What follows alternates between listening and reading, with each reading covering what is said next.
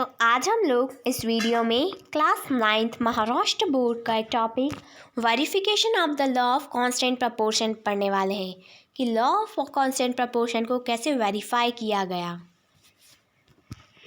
Start करते हैं।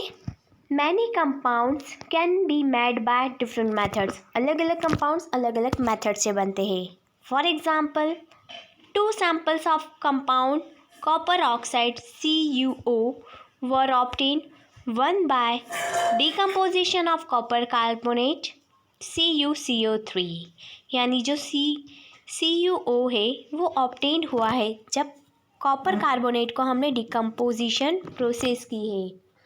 And another by decomposition of copper nitrate CuNO3 whole twice। From this of the 2 examples, a mass of 8 gram of copper oxide was taken and each was treated independently with the hydrogen gas. Both gave 6.4 gram of copper and 1.8 gram of water molecules. Let us see how this verification of law of constant proportion. The reaction of copper oxide with hydrogen yielded to 2 known substances, namely the compound water and the element copper. It is known that in the compound water, it means H2O, the elements water, hydrogen and oxygen are in the proportion 1:8 by weight. This means that in 9 gram of water, there are 8 grams of element oxygen. यानी अगर 9 gram of water लिया है तो उसमें 8 gram of oxygen molecules रहेंगे। Therefore, 1.8 gram of water contains 8 into 1.8 divided by 9 is equals to 1.6 gram of oxygen. This oxygen has come from 8 gram of copper oxide. This means that 8 gram of both the samples of copper oxide contain 6.4 gram of copper and 1.6 gram of oxygen, and the proportion by weight of copper and the oxygen is in 6:4:1.6, and that is 4.4:1. This experiment shows that the proportion by weight of the constituent element in the different samples of a compound is constant. Now let us see what the expected proportion by weight of the constituent element of the copper oxide would be from its known molecular formula CuO. To find out this, we need to know the atomic mass of the element.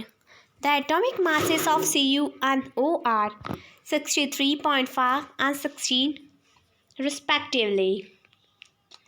This means that the proportion by weight of the constituent element Cu and O in the compound CuO is 63.5:16, which is 3.968:1, or approximately 4:1.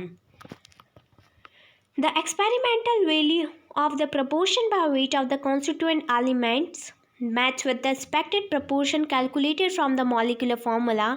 Thus, the law of constant proportion is verified.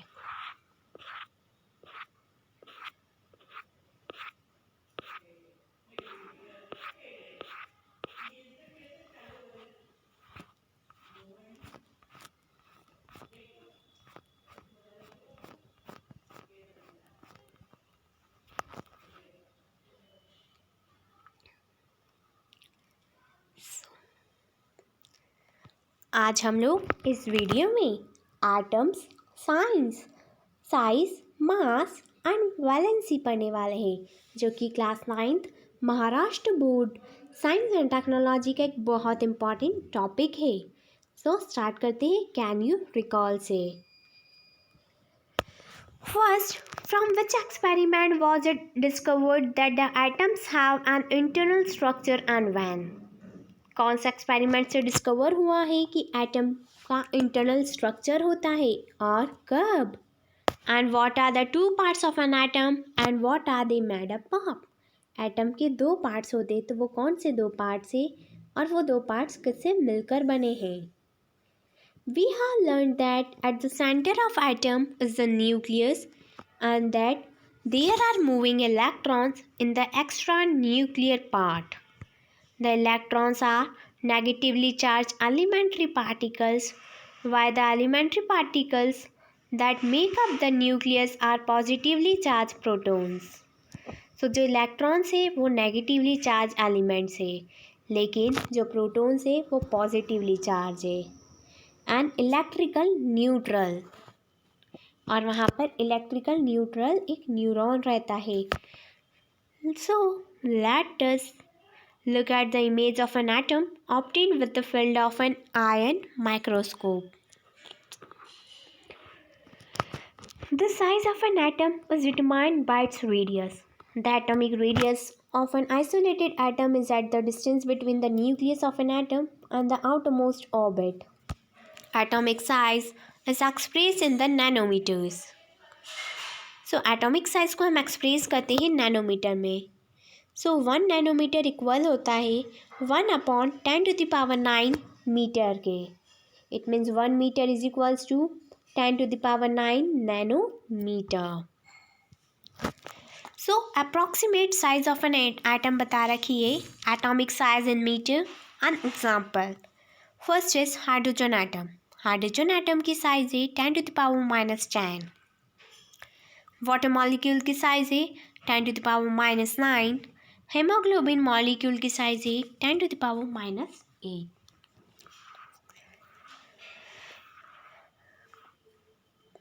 सो आज हम लोग इस video में class 9 Maharashtra board science and technology का एक topic the mass of an atom पढ़ने वाले हैं। सो स्टार्ट करते हैं।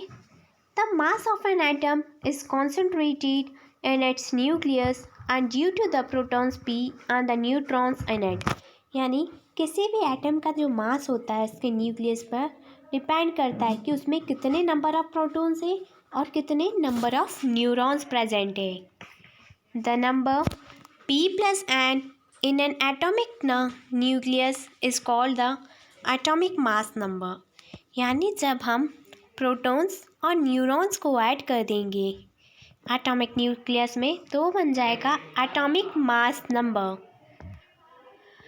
Protons and neurons are together called nucleon. जब प्रोटॉन्स और न्यूट्रॉन्स को साथ में मिला देंगे तो वो न्यूक्लियॉन्स बन जाएंगे। An atom is very very tiny. Atom की साइज बहुत ही छोटी होती है। Then how do we determine its mass? तो हम उसका मास कैसे बता सकते हैं? Scientist too struggle with this question. Scientist उस क्वेश्चन को find out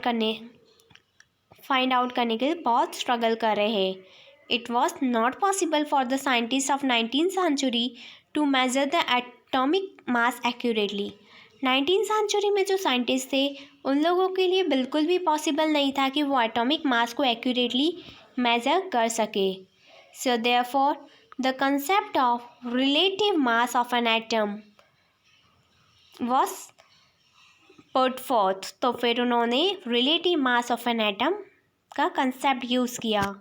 of reference atom was required for expressing the relative mass of an atom. The hydrogen atom being the lightest was initially chosen as the reference atom and the relative mass of hydrogen atom which has only one proton in its nucleus and was expected as 1.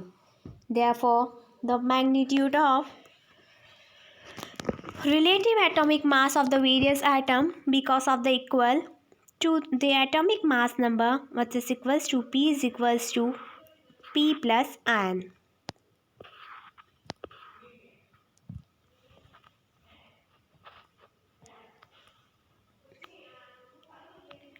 तो आज हम लोग class 9 Maharashtra board science and technology का important topic chemical symbols of elements पढ़ने वाले हैं। यानी जितने भी एलिमेंट्स हैं हमारे केमिस्ट्री में उन सभी के कुछ स्पेसिफिक सिंबल्स है। So how is an element indicated in chemistry? कैसे एलिमेंट को हम इंडिकेट करते हैं केमिस्ट्री में? Write down the symbols of the element you know. आपको जितने सिम्बॉल्स पता है वो लिखिए.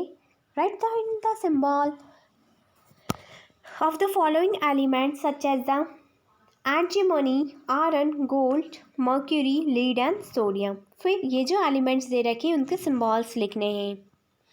Dalton used certain signs represent the elements. Daltons ने कुछ स्पेसिफिक साइंस यूज़ किए जिससे कि वो एलिमेंट को रिप्रेजेंट कर सके.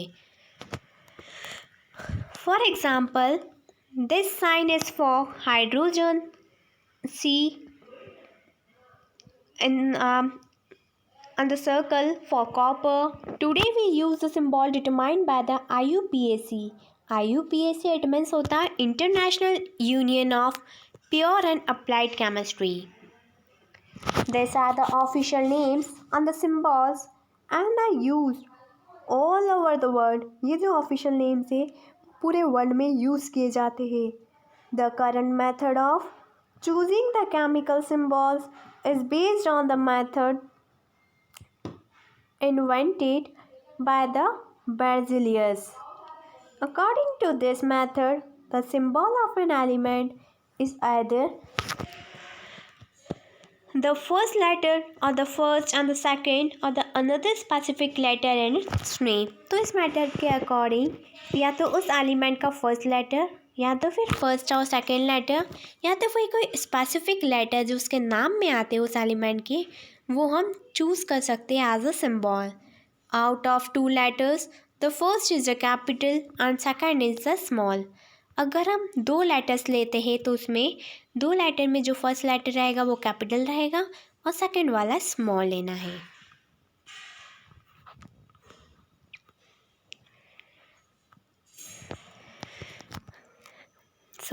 आज हम लोग class 9 Maharashtra board science and technology का एक topic molecules of elements and compounds पढ़ने वाले हैं. एलिमेंट्स ऑफ कंपाउंड्स के क्या मॉलिक्यूल्स है. स्टार्ट करते हैं. Atoms of some elements such as helium, neon have independent existence. जैसे कि कुछ एलिमेंट्स है कुछ एटम्स है जैसे कि हीलियम है नियॉन है इनके जो एटम्स है आउटरमोस्ट शेल में वो इंडिपेंडेंटली मूव करते हैं. It means that this elements are in the monoatomic molecular states. इसका मतलब ये है कि ये जो एलिमेंट्स है उनके ये जो एलिमेंट्स है वो मोनोएटॉमिक मॉलिक्यूलर स्टेट में है. Sometimes 2 or more atoms of an element combine to form the molecule of that element. कभी तो ऐसा होता है कि किसी एलिमेंट के 2 या 2 से ज़्यादा एटम्स मिल जाते हैं जिससे कि उसका मॉलिक्यूल फॉर्म होता है. Such molecules are in the polyatomic molecular state. और कुछ एलिमेंट्स polyatomic molecular states में भी प्रेजेंट है. For example, the element oxygen, nitrogen are in the diatomic molecule state such as O2 and 2 respectively. और कुछ elements है जो कि diatomic molecular state में भी प्रेजेंट है जैसे कि O2 है N2 है CO2 है H2 है. So when atoms of the different elements combine with each other, the molecule of compound are formed. जब डिफरेंट एलिमेंट्स के एटम्स कंबाइन करेंगे एक साथ तो मॉलिक्यूल्स बनेंगे यानी उस कंपाउंड का मॉलिक्यूल बन जाएगा. In other words compound are found by the chemical attraction between different elements. यानी दूसरे वर्ड्स में बोले तो कंपाउंड फॉर्म्ड होगा तब उसमें अलग अलग एलिमेंट्स के बीच में केमिकल अट्रैक्शन रहेगा. Make a list of elements in the monoatomic and in the diatomic molecular state. So हमको लिस्ट बनानी है एलिमेंट्स की जो कि मोनोएटॉमिक हो और जो डायटॉमिक मॉलिक्यूलर स्टेट्स में हो. So you have to find this.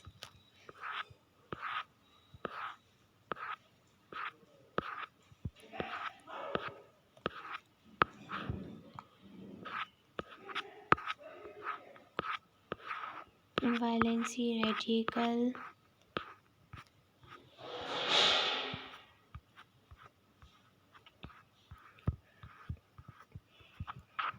सो आज हम लोग इस वीडियो में class 9th Maharashtra board science and technology का एक topic molecular mass and the concept of mole पढ़ने वाले हैं।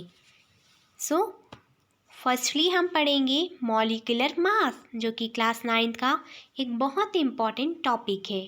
सो स्टार्ट करते हैं। The molecular mass of a substance is the sum of the atomic masses of all the atoms in a single molecule of that substance.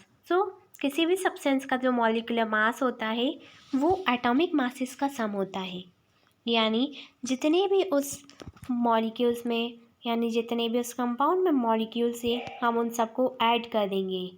Like atomic masses. Molecular masses is also expressed in the unit Dalton. Atomic masses की तरह molecular masses को भी हम express करेंगे Dalton में यानी you में। सो जैसे कि यहाँ पर दे रखा है मॉलिक्यूलर मास हमको निकालना है H2O hydrogen, 2 molecules of hydrogen and 1 molecule of oxygen. So hydrogen का एटॉमिक मास होगा 1 एंड ऑक्सीजन का एटॉमिक मास होगा 16।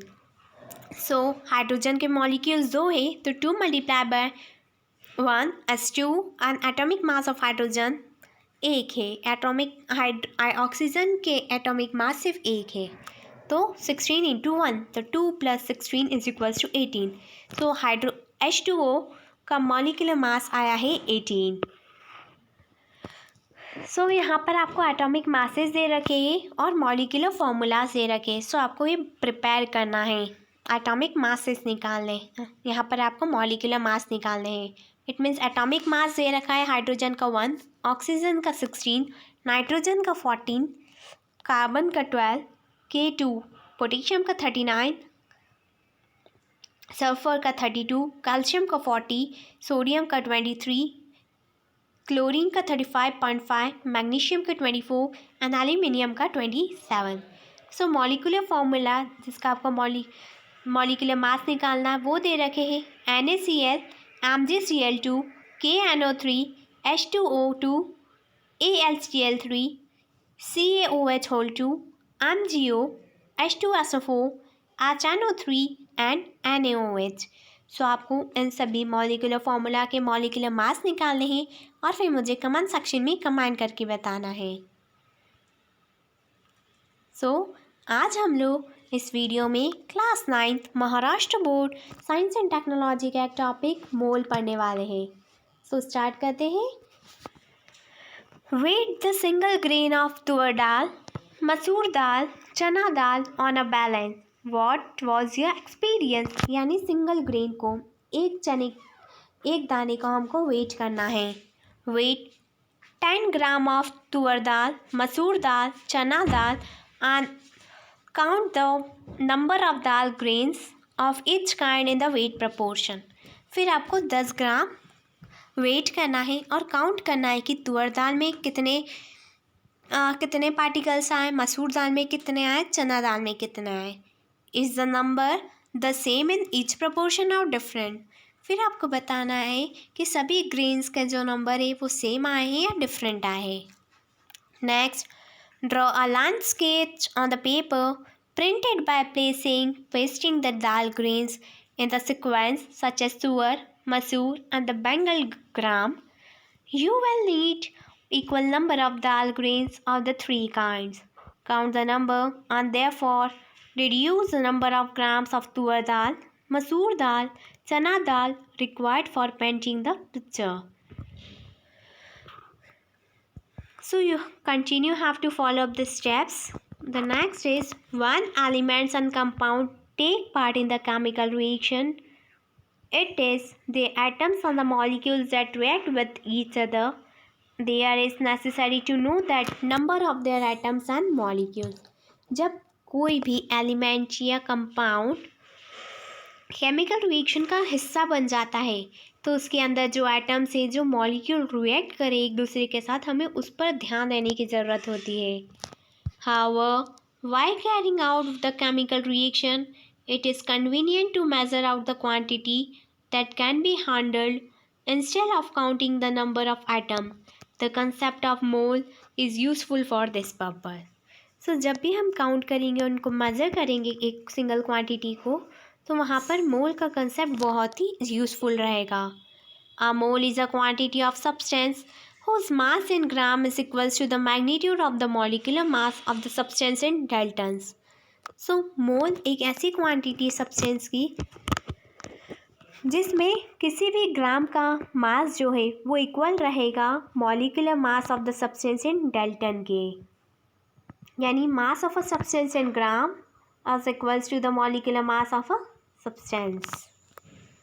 Thus, the molecular mass of oxygen is 32U and therefore 32 gram of oxygen is 1 mole of oxygen. The molecular weight of water is 18U, therefore 18 gram of water make 1 mole of water. 1 mole of compound is the mass of the substance and the gram equal in the magnitude its molecular mass, and the SI unit is mole. The number of moles of a substance N is equals to mass of a substance in gram and mass of a molecular mass of a substance. I hope बच्चों कि आपको ये video अच्छी लगी होगी. And if you have any query and any doubt related to this video, then comment in comment section. Thank you. Have a nice day.